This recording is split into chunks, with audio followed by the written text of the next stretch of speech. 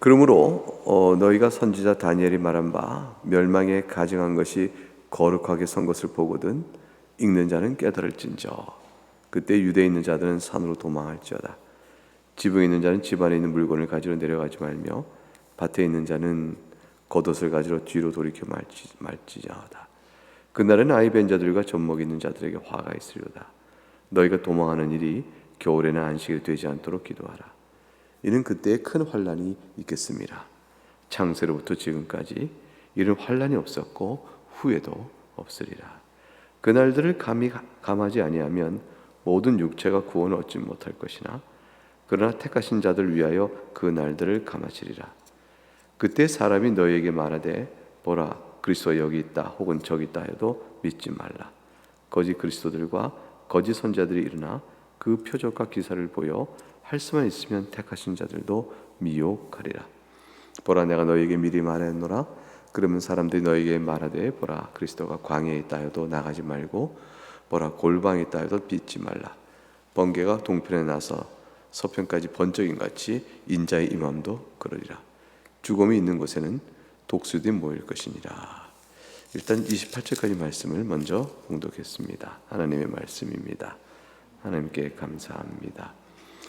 주님께서 종말의 때에 어떤 일이 있을 것인가를 징조를 쭉 말씀하시는 가운데서 실제 그 날에 있을 때의 환란의 그 극심함이 어떨 것인지를 오늘 말씀을 통해서 전해줍니다.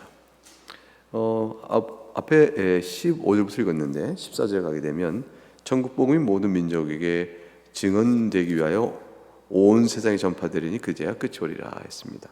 그러니까 주님의 종말의 말씀은 초림 이후에 주님께 승천하시고 예루살렘이 당할 그 환란이 주님 재림 때 있을 환란에 대한 하나의 그림자처럼 있게 될 것을 말씀하셔요. 그래서 14절의 말씀은 재림 때 있어서야 온전한 종말의 때가 될 것이고요.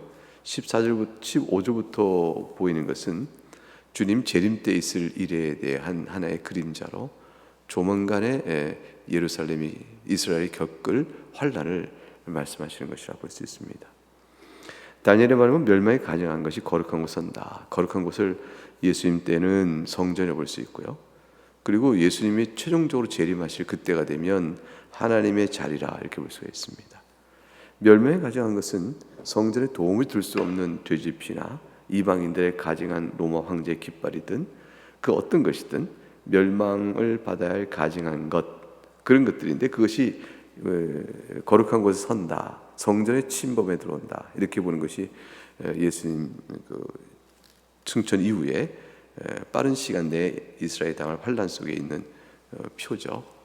어느 때를 말하는 것인가? 몇 가지 이제 성경 추적자에 말하는데 그 중에서 우리는 이제 AD 70년에 로마의 디도 장군이 티투스죠.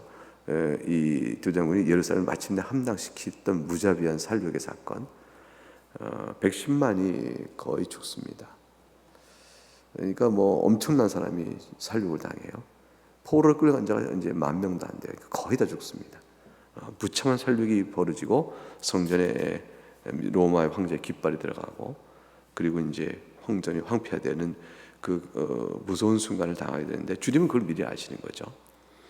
그것처럼 그것을 전제로 말씀하시는 1차적 예언이 있고 그 다음에 예수님 우리 때에도 역시 적용되어지고 예수님 다시 오실 그날의 마지막 재림 때 있을 상황에 대한 영적 준비 태세도 오늘 본문을 통해서 말씀하신다고 볼 수 있습니다. 어떻게 될 것인가? 도망치라는 것이죠. 이제 이거는 이제 로마의 침범 예루살렘 함락 때를 생각해 보면 주님께서 도망치라고 그랬어요. 도망을 치는데 환란을 피하라고 하셨는데 지붕이나 집 안에 있는 물건을 가지러 내려가지 말며 이거 미련한 자죠. 그 죽음의 때가 임박하고 심판 때가 왔는데 세상의 것을 가지러 집착하고 손에 쥐는 자는 어리석은 자가 되어집니다. 19절에 그날에 도피하여 살 텐데 피할 수 없는 자들 아이벤자 젖먹인 자들은 몸이 불편하여 화를 면하기 어려울 것이고 겨울이나 안식이 되면 또한 이동이 어려워지므로 화를 당할 수 있게 되죠. 이는 그때 큰 환란이 있으니 이런 환란이 이스라엘에 없었다 할 정도예요. 그러니까 이때 로마 황제 데토스에 의한 살육은 사실 바벨론의 침범과 그 이전에 북왕국 이스라엘의 아수르의 침범이 당한 것보다 더 큰 환란이다, 이렇게 볼 수 있어요. 아주 끔찍한 대환란의 살육이 짧은 시간 내에 일시적으로 이루어지게 되어집니다. 따라서 그날은 하나님께서 감해주지 않으면 살아남은 자가 없을 것이라. 근데 하나님께서 살려주기로 한 자들이 있어서 그날을 감하실 것이라, 이렇게 말씀합니다. 그런데 이제 이걸 마지막 종말의 때에 우리가 기다리고 있는 주님의 재림 때를 바라보면서 투영해 보면 이 말씀도 또 이렇게 되어지죠. 그때가 이제 13절에 그리스도 여기 있다 혹은 저기 있다, 거짓 그리스도와 거짓 선자들이나 큰 표적 기사를 보여줄 것이다. 그럴 때도 너희가 미혹당하지 마라 했으니, 이거는 이제 예루살렘 멸망 때에 있기보다 그 이후에 있을, 우리 장래 때 있을, 예수님 재림 때 있을 내용에 대한 말씀이라고 볼 수가 있습니다. 결국 그리해서 그리스도가 광야에 따라 나가지 말고 골방에 믿지 마라. 예수 그리스도의 인자의 임함은 번개가 동편과 서편의 임함과 같이 한순간에 이루어진다는 것이죠. 그러니까 번개가 한 번에 짱 하면서 큰 하늘을 가려버리는데 시간이 안 걸려요. 그러니까 한순간에 인자의 임함도 갑작스럽게 그러나 한순간에 이루어질 것이다, 이렇게 말씀하셨습니다. 죽음 있는 곳에 독수리들이 모일 것이라. 죽음이라는 것은 죽은 자, 멸망당할 자가 될 것이고요, 심판이 있는 자가 될 것이고, 이 독수리는 무엇을 의미하는가? 주석가들이 엇갈립니다. 근데 심판의 힘이냐 아니면 천사들이냐, 근데 그것은 엇갈려요. 정확하게 어느 하나로 지정해 말하기 좀 어렵습니다. 어쨌든 이제 심판 있는 자에는 심판의 손길이 갈 것이고 구원을 받을 자의 손길은 구원받는 있는데, 독수리는 심판하는 천사, 죽음은 심판의 대상, 이게 이제 그렇게 보는 것이 일반적인 가장 많은 해석이 될 것입니다. 그리고 29절부터 31절 보게 되면 우리가 기다리는 예수님의 재림 때의 말씀이 계속 이어져 와요. 그러니까 예수님 재림 때는 28절까지 말씀 속에서 환란의 무서운 환란이 있을 것이므로 너희가 피하라 되는데, 이때 실제 역사적으로 이 말씀에 의지해서 그리스도인들은 상당수가 예루살렘을 빠져나가는 도피를 향하여 결국 로마의 예루살렘 함락때 당하는 무자비한 살육을 많이 면했다, 이렇게 역사가들은 얘기합니다. 이번이 그 근접적인 종말인데, 먼 종말은 예수님 재림, 우리도 기다리고 있는 그 재림이 오게 될 때 29절 이하부터 어떤 징조가 있을 것인지에 대한 말씀을 쭉 주고 있는 것이죠. 29절부터 35절까지 읽어보겠습니다. 그는 환난 후에 즉시 해가 어두워지며 달이 빛을 내지 아니하며 별들이 하늘에서 떨어지며 하늘의 권능이 흔들리라. 그때 인자의 징조가 하늘에서 보이겠고, 그때 땅의 모든 족속들이 통곡하며 그들이 인자가 구름을 타고 능력과 큰 영광으로 오는 것을 보리라. 그가 큰 나팔 소리와 함께 천사들을 보내리니 그들이 그의 택하신 자들을 하늘 이 끝에서 저 끝까지 사방에서 모으리라. 무화과 나무의 비유를 배우라. 그 가지가 연하여지고 잎사귀를 내면 여름이 가까운 줄 아나니, 이와 같이 너희도 이 모든 일을 보거든 인자가 가까이 문 앞에 이른 줄 알아. 내가 진실로 너희에게 말하노니 이 세대가 지나가기 전에 이 일이 다 일어나리라. 천지는 없어질전정 내 말은 없어지지 아니하리라. 그러나 그날과 그때는 아무도 모르나니 하늘의 천사들도 아들도 모르고 오직 아버지만 아시니라. 그 밑에 이어지면서 노아 때와 같이 인자 임함도 그러라 그랬어요. 그걸 이제 말씀의 맥락을 보게 되면 29절 31절은 대우주적인 변화가 있을 것이라는 의미죠. 우리가 기다리는 예수님의 재림 때가 되면요, 새 하늘과 새 땅을 이루시는 재림이요, 새 예루살렘을 이루시는 재림입니다. 그러니까 지금까지 노아의 언약으로 인하여 이제 오는 주일에 이제 말씀을 살펴볼 것인데, 하나님께서 심판을 미루시고 지탱하시고 붙들어 주시는 천지가 이제 예수님 재림 때는 심판이 이루어짐으로 인해서 변화가 생기기 시작합니다. 그러니까 노아가 홍수 이후에 하나님께서 노아에게 다시는 물로 심판하지 않을 것이고 이 자연을 그대로 내가 보존시켜 주겠다 하셨던 것은 심판을 연기하시는 거예요. 최종적 심판을 쭉 미뤄지고 연기하시는 과정 속에서 이 자연을 보호하신 일인데, 예수님 재림 때 심판의 시점이 되어지니까 더 이상 이 현재 자연, 이 천지가 그대로 보존되지 않고 새롭게 변화되는 일을 겪게 됩니다. 그래서 천지가 흔들려요. 해가 어두워지고 달이 빛을 내지 아니하며 별들이 하늘에 떨어진다. 하나님께서 새 하늘과 새 땅을 이루실 날에 대한 우주적인 징조와 변화가 있을 것임을 암시하고 있는 것이죠. 그때 최후의 심판을 받게 될 때는 모든 사람이 다 부활해요.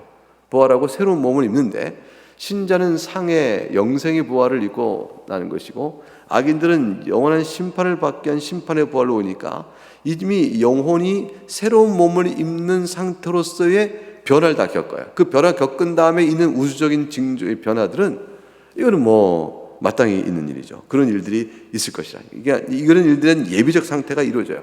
주님이 과연 이루어지면 그것이 전부 다 이루어질 것이에요. 그러니까 징조는, 임하는 징조는 먼저 우주적인 진동이 있게 되어집니다. 그때는 이제 이미 주님이 오실 때가 다 된 거니까. 그래서 이 30절에 인자의 징조가 하늘에서 보이게 그때 땅의 모든 족속이 통곡하며 인자가 구름을 타고 능력 큰 영을 오는 것을 보리라. 휴거가 이미 있어요. 이제 그 당시에 살아있던 자들은 공중으로 끌어올려 주님이 구름 타고 오는 그분과 합하여 공중에서 내려오게 되어집니다. 그러니까 그 당시 지상에 살던 사람은 몸이 바뀌어 죽음을 보지 않죠. 몸이 변화되어 하늘로 끌어올려 주님을 공중에서 영접하고 같이 내려오게 되어져요. 그러고 나서 죽은 자들은 무덤이 깨어지면서 그들이 다 부활의 몸을 입고 나오게 되어집니다. 그러니까 이제 우주적인 변화가 막 나타나는 거예요. 31절 그가 큰 나팔소리와 함께 천사들을 보내리니 택하신 자들을 하늘과 이쪽에 다 사방에서 모은다. 이게 이제 모든 택한 자가 새로운 몸을 입고 주 앞에 다 모이게 되는 놀라운 부활의 역사가 있게 될 것입니다. 이것은 이제 마지막 때 있을 종말의 모습이죠. 그래서 그 사이에 긴 역사를 보게 되면 환란이 있고 그러나 피하여 삼고 나중에 살고 주에 오실 때 우주 변화가 있다. 32절 이거 언제 있을까요? 무화과 나무의 비유를 배우라 하셨어요. 그러니까 가지가 연해지고 잎사귀를 내면 여름이 가까운 줄 알더니 여러분들도 또한 인자가 가까이 문 앞에 이른 줄을 징조를 보고 알 수 있다. 그러므로 항상 깨어 있으라 라고 말씀하셨습니다. 그래서 정확히 언제 때인가는 36절에 하늘의 천사도 모르고 아들도 모른다. 아버지만 아신다. 이건 이제 신성에 따라서는 성부, 성자, 성령 사이에 신성은 또 완전한 지식으로 되어 있기 때문에 성자 하나님도 신성에 따라서는 당연히 아시죠. 근데 아들도라는 것은 이제 메시아로 오셔서 인성 가운데 우리 가운데 계셔서 중보의 사역을 이루시는 그런 메시아로서는 아버지의 때를 하나님의 주권 안에서 기다리는 것으로 이해가 되어집니다. 그러나 이 때가 임박하는 이런 큰 환난 또는 우주적인 징조가 있을 재림의 때도 불구하고 세상에서는 노아의 때처럼 먹고 마시고 시집가고 장가가고 일상생활에 취하 있을 것이다 라고 되어 있습니다. 자, 우리는 그러므로 이제 주님 주신 교훈은 이것이죠.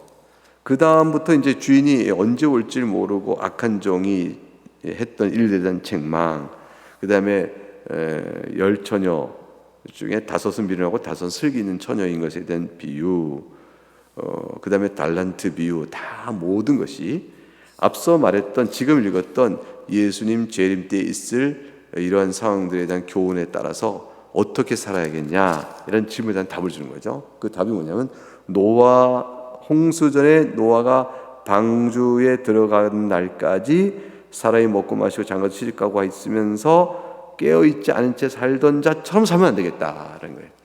그렇게 살면 어떤 자면 주인이 늦게 오실 줄 알고 동료들 때리고 술 먹고 방탕하게 살던 종과 같은 삶인 것이고, 노아의 홍수가 있기 전에 그런 사람들처럼 일상의 마음을 뺏겨 살면 기름을 준비하지 않은 채 미련한 5처녀와 같은 것이고, 그런 자들은 결국은 한 달란트 받은 자와 같은 자이고, 이렇게 되어지는 것이고 계속 이어지는 내용 속에서 되어지는 것입니다. 그렇게 되니까 이제 25장 31절에 인자가 영광으로 올 때 양과 염소를 구분한다 했을 때 양과 염소의 구분의 내용의 대상이 되어진 거죠. 그러면 깨어있는 자는 어떻게 된 겁니까?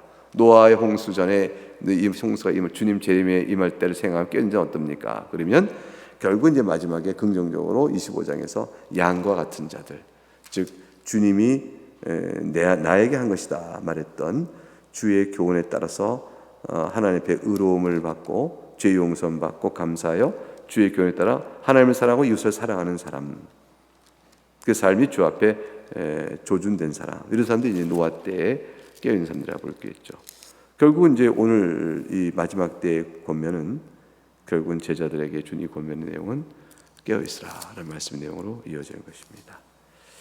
이제 이 말씀을 한번 우리 같이 생각해 보면서 이 시대 우리는 항상 마음을 우리가 쓰기를 시집가고 장가가고 먹고 마시고 하는 일에 마음을 다 두고 살지만, 그러나 주의 재림 때 이와 같은 일이 있을 것을 생각하면 우리가 어떻게 삶을 정비하고 살아야 될 것인가 하는 것을 마음에 두게 되어지죠. 오늘 우리가 여기 모여서 기도하는 것도 깨어있는 것입니다. 하나님의 말씀 앞에서 우리의 삶을 비춰보고 또 하나님 기뻐하시는 위하여 함께 마음 모아 기도하고, 이렇게 하는 일들도 다 깨어있는 신자의 모습이라 할 것입니다. 각각 말씀을 따라 한번 적용하면서 잠시 기도하도록 하겠습니다.